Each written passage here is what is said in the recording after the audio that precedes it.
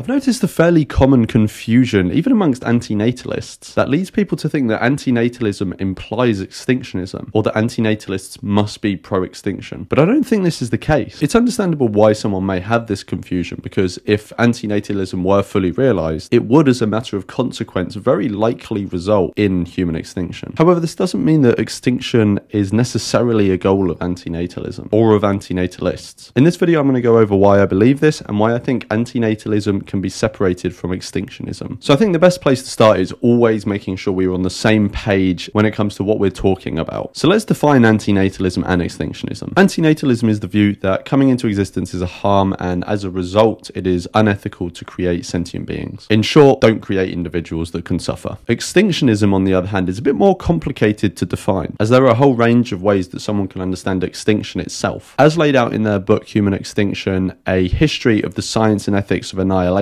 Emile Torres posits that there are actually 6 different types of extinction. But for the purposes of this video, I think the most reasonable way to go forward is to use the type of extinction that most resembles what people generally mean when discussing extinction and antinatalism. And that's what Emile refers to as final extinction. According to Emile, final extinction, which I'm now just going to refer to as extinction, would happen if Homo sapiens were to disappear entirely and forever without leaving behind any successors. So if that's what extinction is, then extinctionism would be the view that it would be preferable if Homo sapiens were to disappear entirely and forever without leaving any successors. Although it doesn't stop there is a bit more complexity to this concept. Emile only refers to Homo sapiens in this definition, but extinctionism can have different scopes in terms of the individuals it encompasses, and extinction can be achieved by different methods, which isn't mentioned at all in his definition. So we'll dive more into the complexities of extinctionism as it pertains to its scope and its methods, and how that impacts its relationship with antinatalism. But for now, I'm going to discuss a more fundamental reason why I think antinatalism doesn't imply extinctionism. And this applies to extinctionism of all kinds, regardless of the scope or the methods. So what is this more fundamental point that extinctionism diverges from antinatalism? Well, antinatalism is fundamentally a question about whether a life should be started. Extinctionism, on the other hand, is fundamentally a question about whether a species should continue. The fundamental difference here is that antinatalism is only concerned with the starting of lives, whereas extinction is concerned with the starting and the continuation of lives. To demonstrate this, we can look at a certain set of circumstances and see how each of the viewpoints would respond to it. If we take the example of radical life-extending technology that could be voluntarily used by existing people to extend their lives indefinitely, antinatalists would have no in-principle reason to oppose this technology, as they're concerned with the starting of lives and have nothing to say with the continuation of lives. Extinctionism and extinctionists, on the other hand, would, in principle, have a reason to oppose this technology, as it would result in the species continuing and extinction not being realized. Even if such a technology made people infertile so that no new beings would be created, extinctionists would still, in principle, have an issue with it. But such a technology would not conflict with antinatalism. In principle, for extinctionism to be fully realized, in addition to the non-creation of lives, it requires the ending of lives of already existing members of a species. Antinatalism would only require the cessation of the creation of new lives to be fully realized. Now that this fundamental difference has been covered, we can explore the complexities of different forms of extinction, and which generate an additional reason why extinctionism diverges from antinatalism. That reason being that certain forms of extinctionism necessitate a use of force to be fully realized. So to flesh out the different forms of extinctionism and which would and would not necessitate a use of force, we need to take a look at the scope and the methods of different forms of extinctionism. Now, before we get into looking at the different forms of scopes and methods, I've put together a graphic that encompasses all of them, which I think could be of help to some of you. I'll put that up on the screen now if you wish to make a copy and have it open alongside the video. Don't worry if it looks confusing, it'll make more sense as we go along. So let's cover extinctionism's scope first. For the purposes of this video, we're going to cover 3 different scopes that extinctionism can have. Different extinctionists are going to encompass different groups of individuals that they think it would be preferable if they went extinct. As I've already said, Emile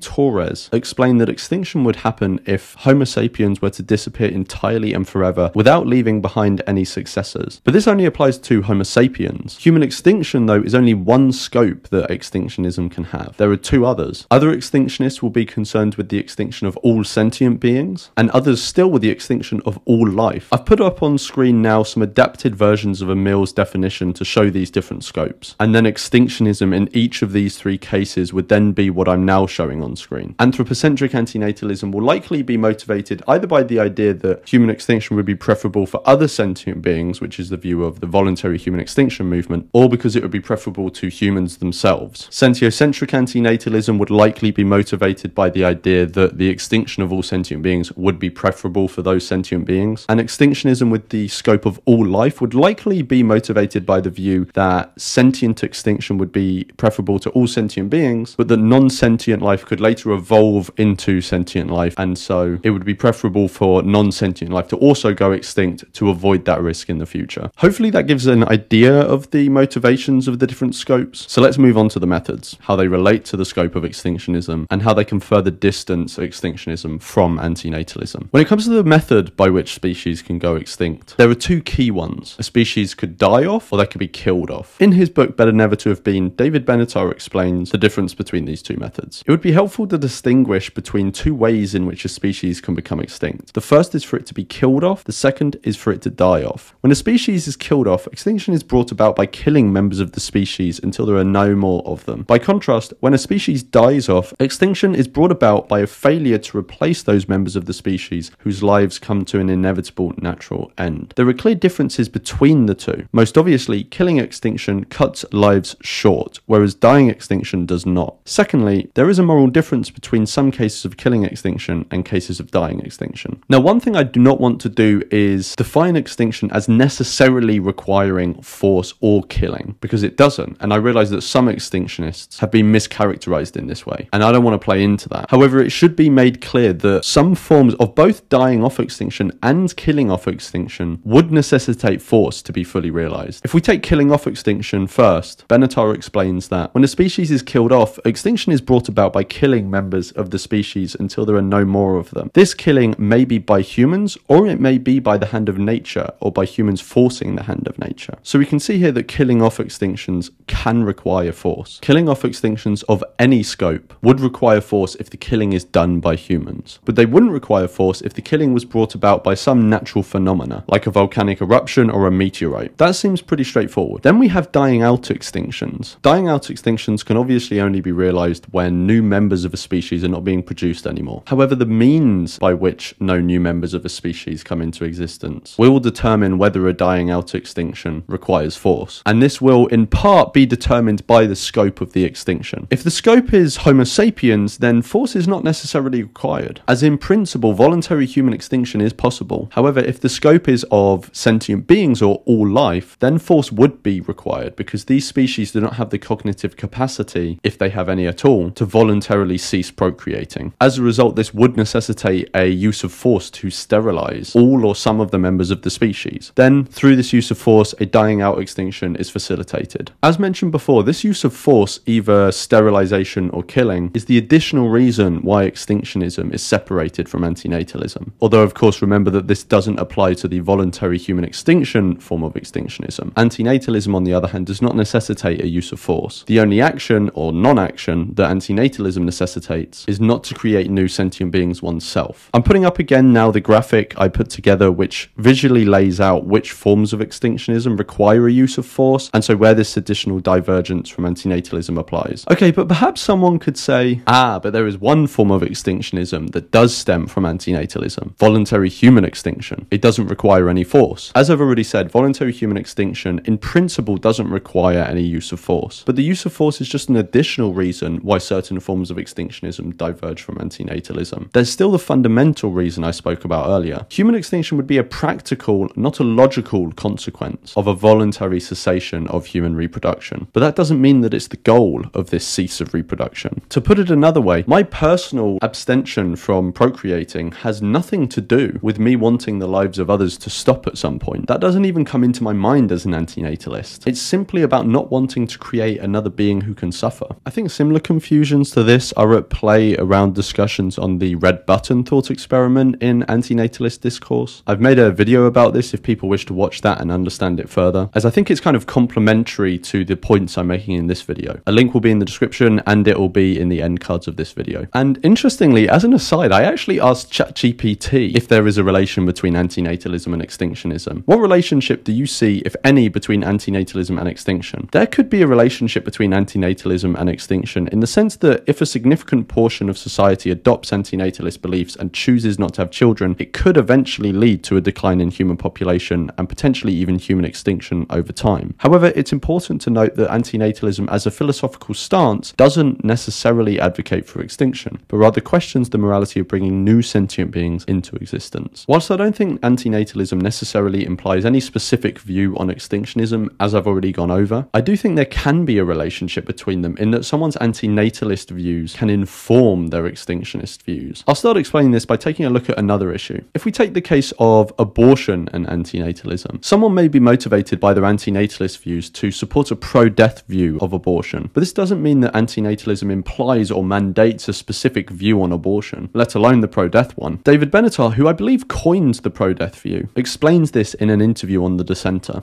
Antinatalism by itself doesn't entail any view about abortion. Antinatalism is simply the view that we ought not to bring new beings into existence. There's then a question about when somebody comes into existence in the relevant way. So let's imagine you thought that somebody comes into existence in the relevant way at conception. Then you would say, well, if you're aborting somebody, you're now killing them. They already exist, and it's too late to prevent them from coming into existence. So now the question is not one of an antinatalist kind.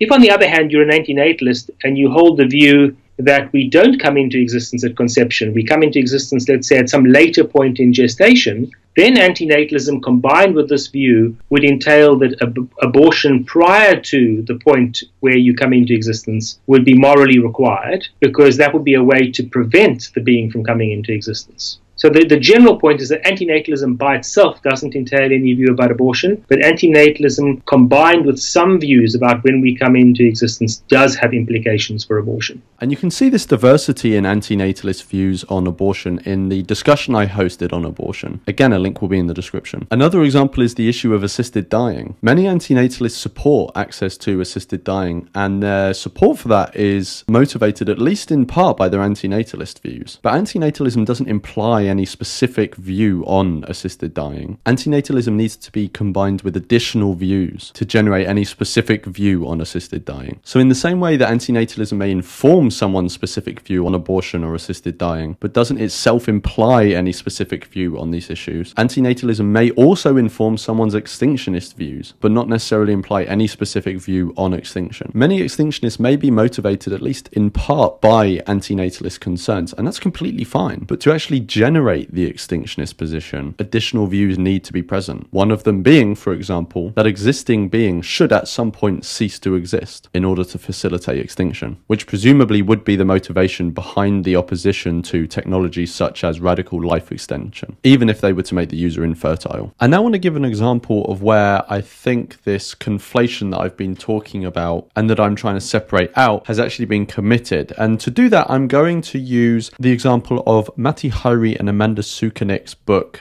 specifically their second chapter from the book Antinatalism Extinction and the End of Procreative Self-Corruption. Now, the reason I'm using this specific example is because Amanda and Matti asked me to actually make a version of this video for the launch event on May the 15th, 2024 for their book. If you'd like to see that event and that version of the video, I've linked it in the description. But anyway, let's now go into the example that I want to use from Amanda and Matti's book. So in the second chapter of Matti Häyry and Amanda Sukanik's book, they explore the relationship between antinatalism and extinction. At the beginning of the chapter, Matti and Amanda use me as an example of someone who tries to separate the views of antinatalism and extinctionism. They say, going to the conceptual roots, however, we are interested in the feasibility of the separation of antinatalism and extinction, even when it is admitted that the two are connected. One side of the case is succinctly put by antinatalist activist and vlogger Lawrence Anton. Should the extinction of humans be the or a goal of an anti-procreative movement? And if so, why? So my view on that is that I don't think it's necessary to have it as a goal. I think an anti-procreative movement should be what it says on the tin. It's anti-procreation rather than pro-extinction. Even though being anti-procreation will very likely practically lead to extinction, I think there's an important difference between being anti-procreative and pro-extinction. At the beginning of section 2.2, they explain their approach to this question. We approach the connection between antinatalism and extinction by a method of interrogation. We present a general antinatalist claim and ask a series of questions about it. The answers produce a classification of forms of antinatalism and indicate the responses to extinction within them. The eventual table they produce is this. I think the misstep they make occurs relatively early on, and its implications confound throughout the chapter. So what is this misstep? If we take a look at the first question of Amanda and Matty's exploration, we can see the general claim is, I'm against reproduction. In some sense, every antinatalist should be able to stand behind this. People who are for reproduction can more aptly be called natalists or pro-natalists. Our first question is, all or some? It's in this first question that ambiguity is introduced. I'm against reproduction. I believe this is conflating two different things. A recognition of the harm done to sentient beings by creating them, and the judgment that it is unethical to create new sentient beings. The component of antinatalism that carries with it the negative duty for moral agents. If we take a look at figure 1, on the sentience branch, as in being against the reproduction of sentient beings, we can see this conflation has crept in. Amanda and Matty make the mistake of thinking that sentiocentric antinatalism, fully realized, would result in the extinction of all sentient life. A mistake I suspect is born of this conflation. Of course, you'll have picked up from me calling it a mistake that I don't think this is the case, that sentiocentric antinatalism fully realized would result in the extinction of all sentient beings. I'm including a clip of a recent discussion I had with the cosmic antinatalist, where I explain why. We should not bring new beings into existence,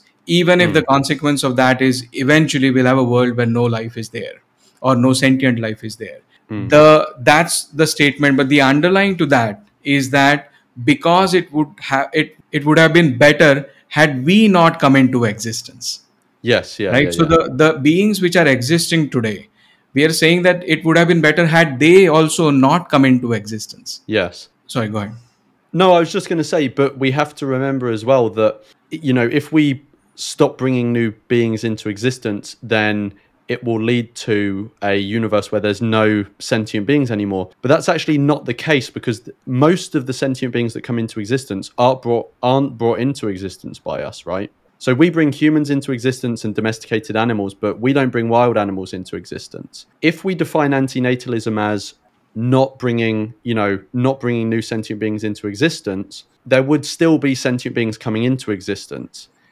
And there would be, you'd need a further step to say we should intervene. To produce a sentiocentric extinctionist view, you would have to couple sentiocentric antinatalism with at least an additional view that it is morally permissible to intervene in the lives of wild animals and facilitate their dying out or killing off extinction with the necessary use of force. I explain this in more detail in my video, Are Animals Included in Antinatalism? If you're interested in looking into this in more detail. This conflation between antinatalism and antinatalism plus a belief that it is permissible to intervene in the lives of others is made several times throughout the chapter. Another example can be seen here. Being against sentient reproduction means being against sentient reproduction, including that of human and of non-human animals, extraterrestrials and machines. Eventually, this entails accepting the extinction or non-creation of all these forms of being. I believe it is this conflation that has caused the confusion around antinatalism's relationship with extinctionism in Amanda and Matty's book chapter. Again, extinctionism of any scope and the intervention in the lives of others may be views that are motivated by someone's antinatalism, but it doesn't mean that antinatalism itself carries these views or endorses these actions. And again, that is not to say that they are bad or wrong. It's just to say that they're not part of antinatalism or implied by it. One final thing I want to touch on is where I think extinction can and should sit in the antinatalist discourse. I think antinatalists discussing extinction can be important. Whilst I don't think extinctionism is implied by antinatalism, at least one form of extinction, voluntary human extinction, will very likely be a practical consequence of antinatalism being fully realized, if it ever is. Getting to grips with what extinction actually means, like Emile P. Torres does in their book, is important. Understanding the implications of different forms of extinction is also important, both in terms of the ethical issues that will be left behind if we're talking about human extinction, as discussed by Magnus Vinding, and something I've discussed in my video, Antinatalism and the Future of Suffering, Magnus Vinding and Brian Tomasic, but also in terms of what antinatalism would mean for a final generation, as has been somewhat discussed again in Benatar's book, Better Never to Have Been. Where I think the topic of extinction can be less helpful is when it distracts conversations away from the very real ethical issues of the individual's reproductive choices, who you're speaking to. Extinction can be an edgy and interesting topic of conversation, but it can shift focus away from what the individual you're talking to actually has control over, their own actions. To recap,